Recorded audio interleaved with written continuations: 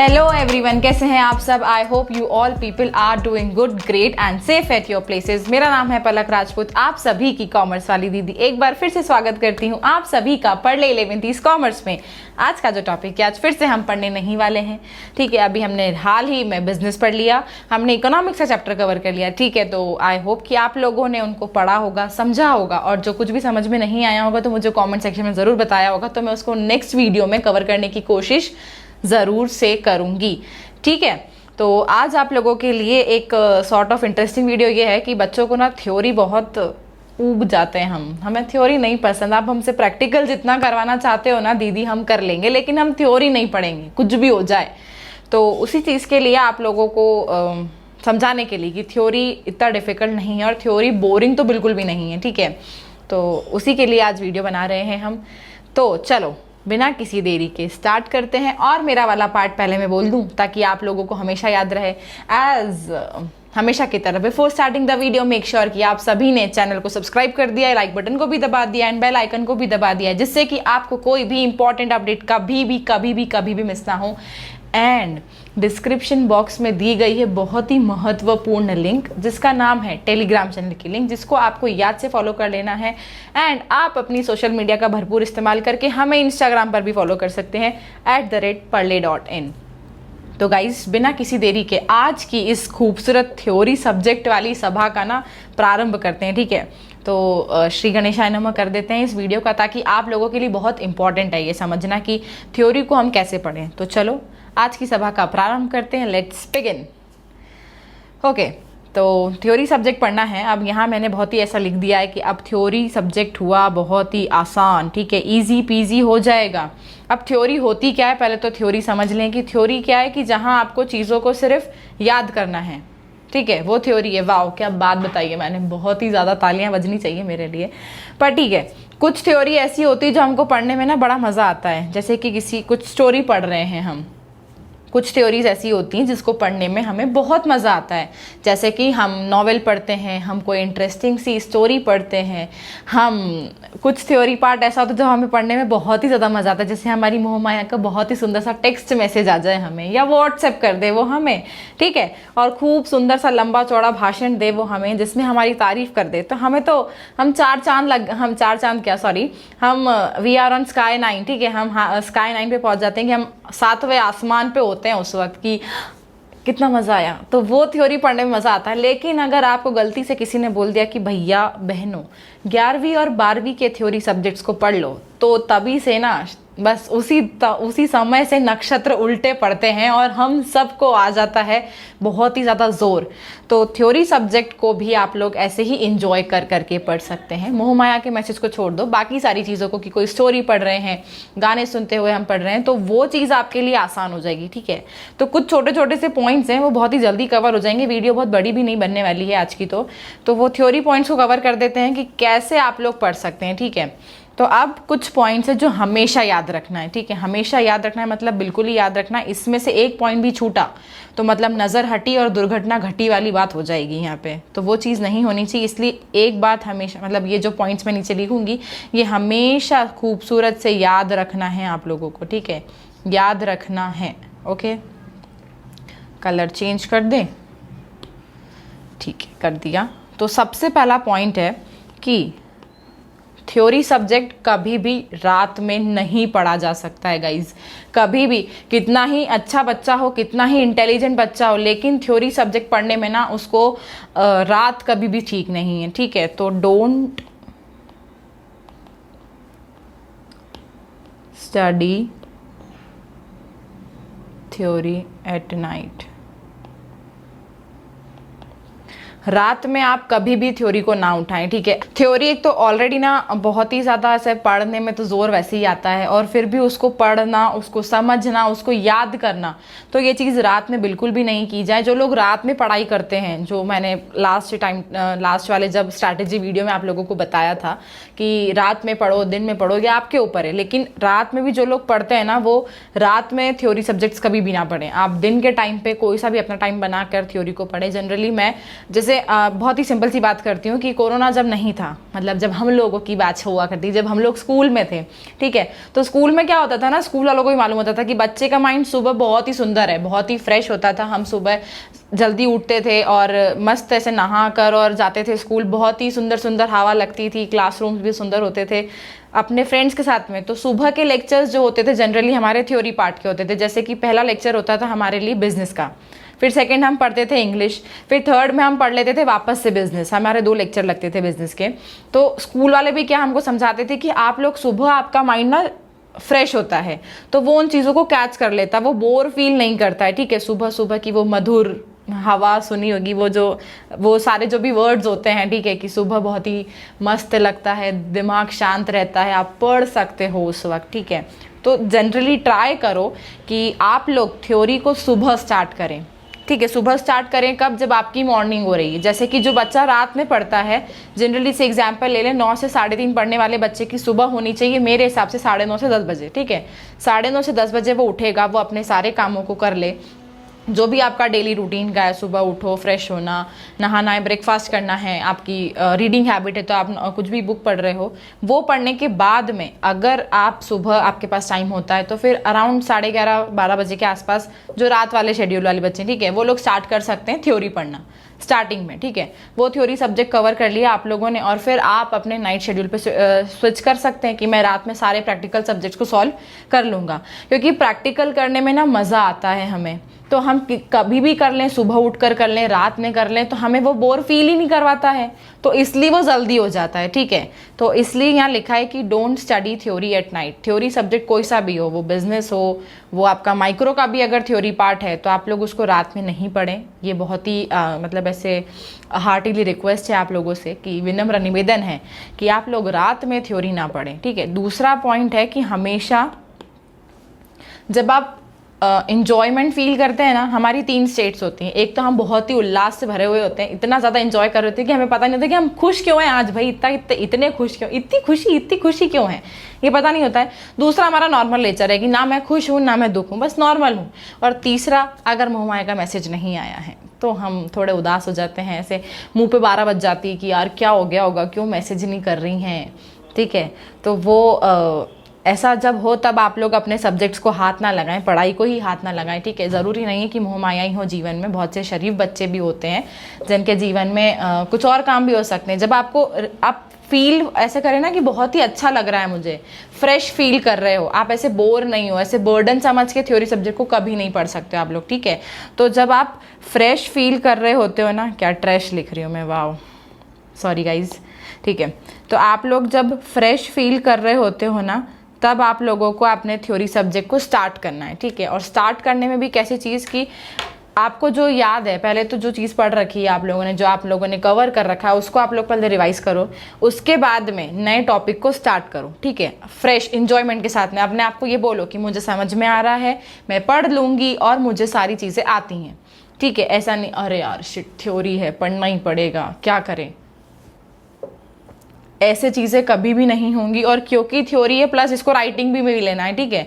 तो थ्योरी जब भी सब्जेक्ट पढ़ते हो तो साथ साथ अपनी राइटिंग प्रैक्टिस को भी लेके चलो, ठीक है। से एग्जाम्पल कि आप लोगों ने एक पार्ट कवर कर लिया, आज आप लोगों ने बिजनेस पढ़ लिया, बिजनेस पढ़ने में आप लोगों ने nature and purpose of business पढ़ा, या आप लोगों ने टाइप्स ऑफ बिजनेस एक्टिविटीज़ पढ़ा, या बिजनेस एनवायरनमेंट पढ़ा है।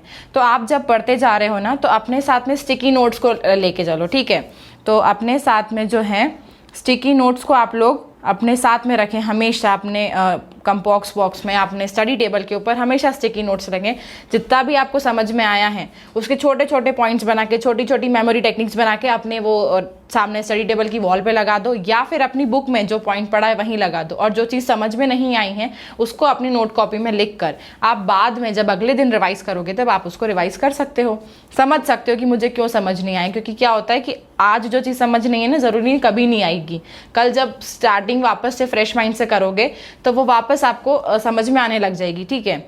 ऐसा हमें जब मैं अकाउंट्स करती थी या मैं कोई भी चीज़ पढ़ती थी, तो जिस चीज़ का आंसर नहीं आता था ना, तो मैं दूसरे पेज से करना शुरू कर देती थी, भले ही मैंने कितना ही सारा सॉल्व कर लिया हो या मैं एंड तक पहुंच गई हूँ, पर अगर नहीं आता था तो मैं वापस से सॉल्व करती थी।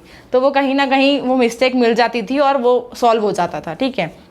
तो ऐसे ही अगले दिन जब पढ़ोगे तो माइंड फ्रेश रहेगा, शांत रहोगे, तो अपने आप ही सॉल्यूशन मिल जाएगा। ठीक है, तो स्टिकी नोट्स का पार्ट क्या करना है आप लोगों की, जो भी चीज़ आप लोगों ने पढ़ ली है उसके छोटे छोटे पॉइंट्स बना के, सब पॉइंट्स बना के आपकी लैंग्वेज में, अब ऐसा नहीं हिंदी लिख दी, लिखना इंग्लिश ही है लेकिन आपकी लैंग्वेज में, कि आपको जो समझ में आता है कि मैंने क्या समझा इस टॉपिक से बिजनेस एनवायरनमेंट में, मैंने सोशल एनवायरनमेंट में क्या समझा कि क्या होता है, मैंने टेक्निकल एनवायरनमेंट में क्या समझा, मैंने लीगल एनवायरनमेंट में क्या समझा, तो उस पर स्टिकी नोट्स बना के आप लोग वहाँ चिपका सकते हो। ठीक है, और बड़ा मज़ा आता है ये गेम खेलने में।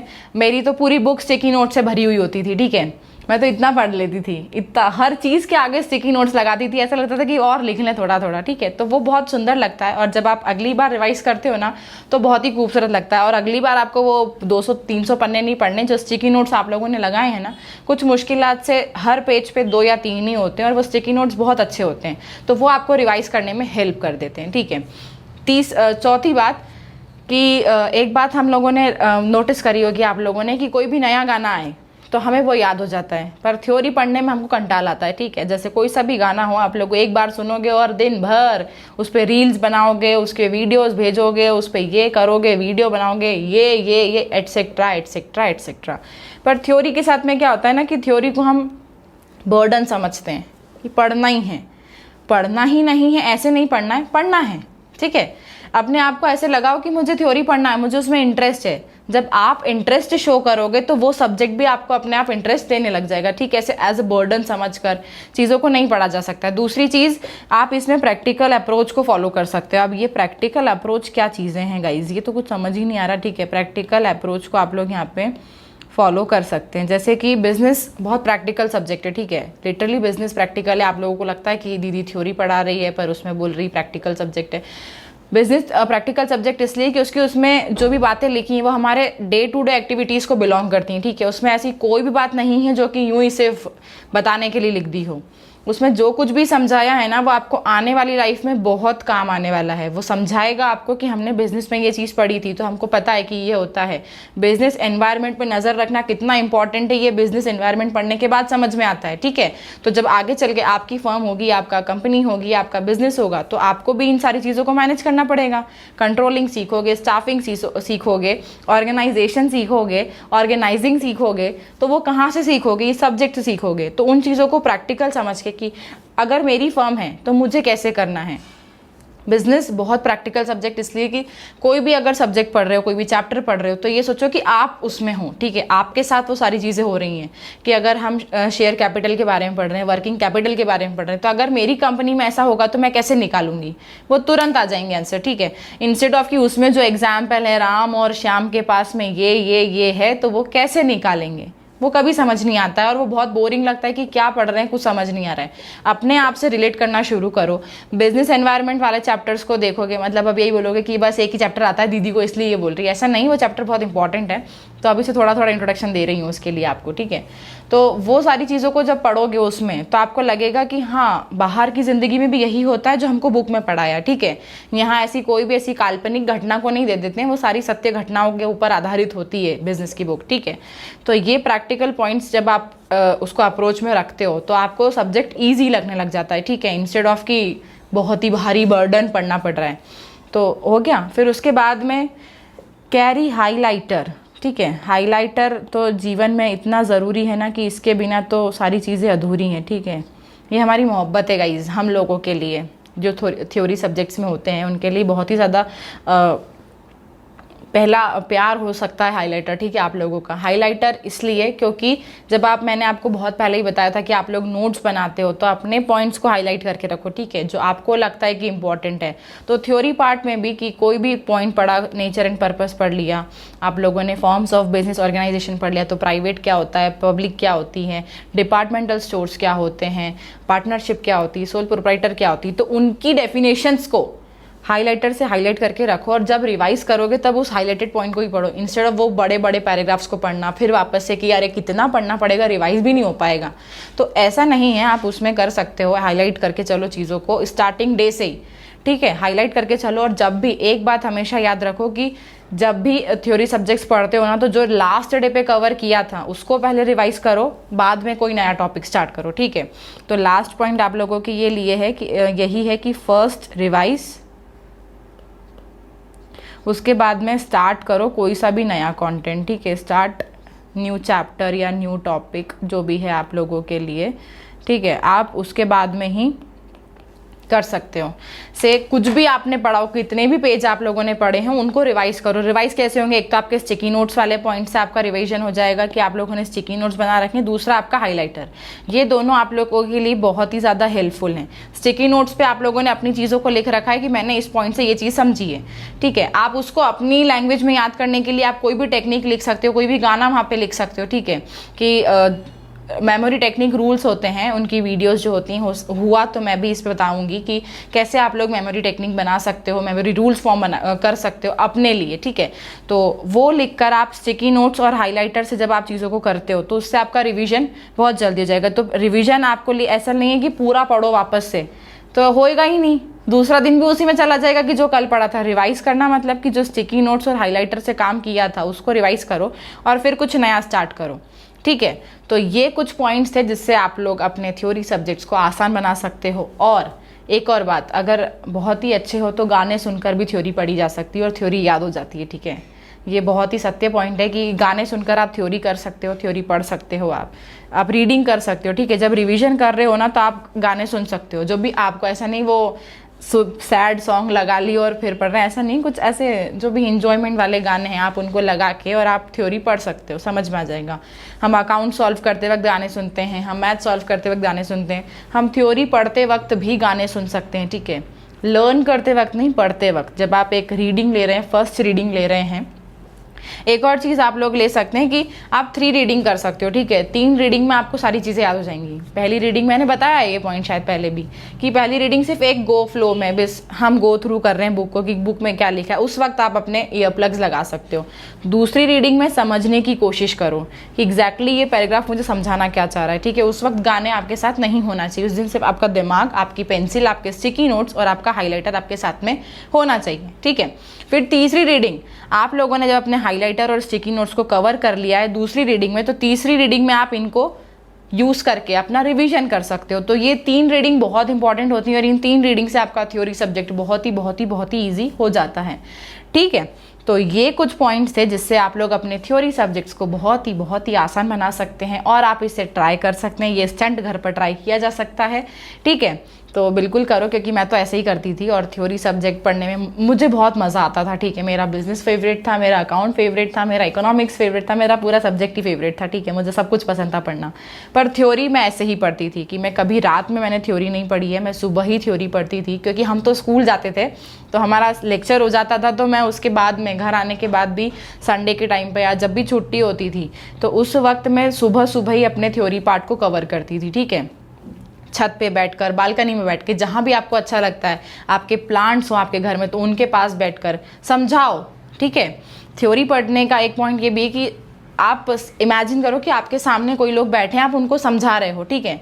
मैं अपने प्लांट्स को समझाती थी कि अच्छा हाँ सुनो, ऐसा ऐसा ऐसा होता है, ठीक है। फॉर्म्स ऑफ बिजनेस ऑर्गेनाइजेशन 3 तरीके की होती हैं, पब्लिक, प्राइवेट और कौन सी होती है, ठीक है, सोल प्रोप्राइटर, जो भी हैं हमारे जितने भी हैं, पब्लिक प्राइवेट होती हैं हमारी, कंपनीज होती हैं हमारी, ठीक है। तो मैं उनको समझाती थी, तो मुझे क्या लगता था कि मैं किसी को समझा रही हूँ। तो जब आप किसी को समझाते हो तो आपका दिमाग और एक्टिवली काम करता है, आप गलती करने के चांसेस उस वक्त बहुत कम हो जाते हैं आपके, ठीक है।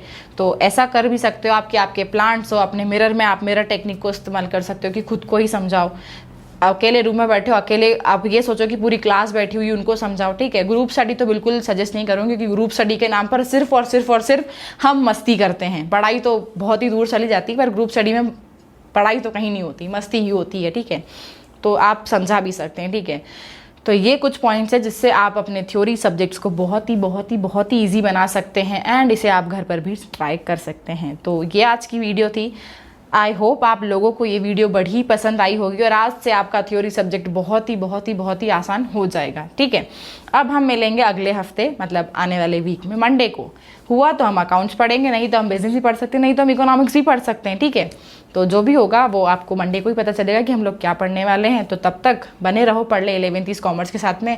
जाते जाते चैनल को सब्सक्राइब कर देना, वीडियो को लाइक कर देना और इसे शेयर भी कर सकते हो, ठीक है, क्योंकि ये सबको पता होना चाहिए कि थ्योरी कैसे पढ़ना है, ठीक है। और अपना ध्यान रखो, घर पर रहो, सुरक्षित रहो। जय हिंद, वंदे मातरम, बाय।